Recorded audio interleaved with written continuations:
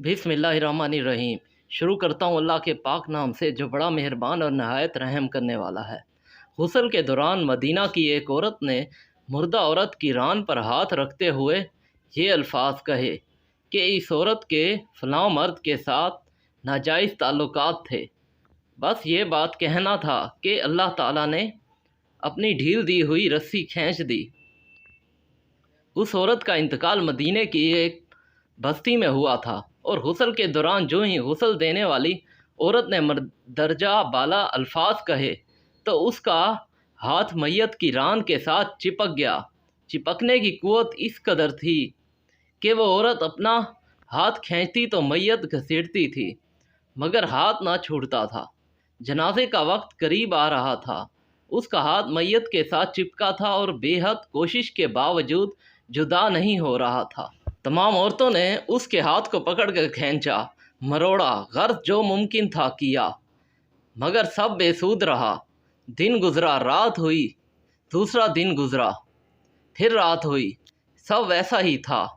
मैयत से बदबू आने लगी और उसके पास ठहरना बैठना मुश्किल हो गया।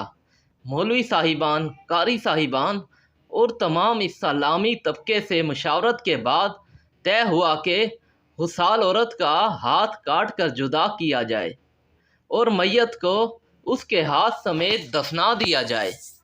मगर इस फैसले को गुस्साल औरत और उसके ख़ानदान ने यह कहकर रद्द कर दिया कि हम अपने ख़ानदान की औरत को माजूर नहीं कर सकते, लिहाजा हमें ये फ़ैसला कबूल नहीं।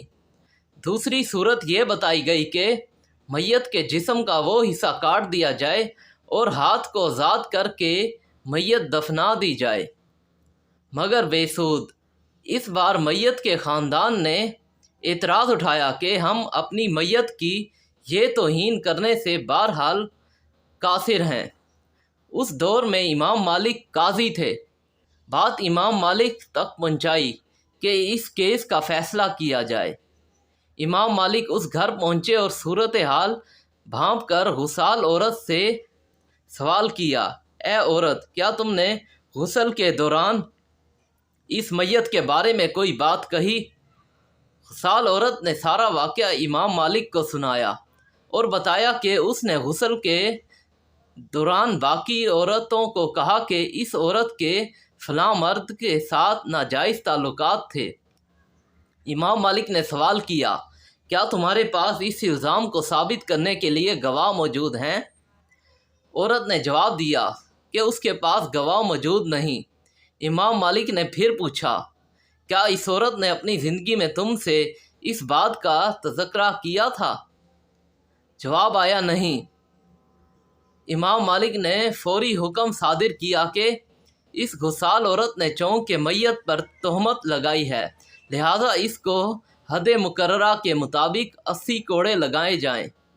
हुक्म की तकमील की गई और 70 भी नहीं, 75 भी नहीं, 79 भी नहीं, पूरे 80 कोड़े मारने के बाद उस औरत का हाथ मैयत से अलग हुआ।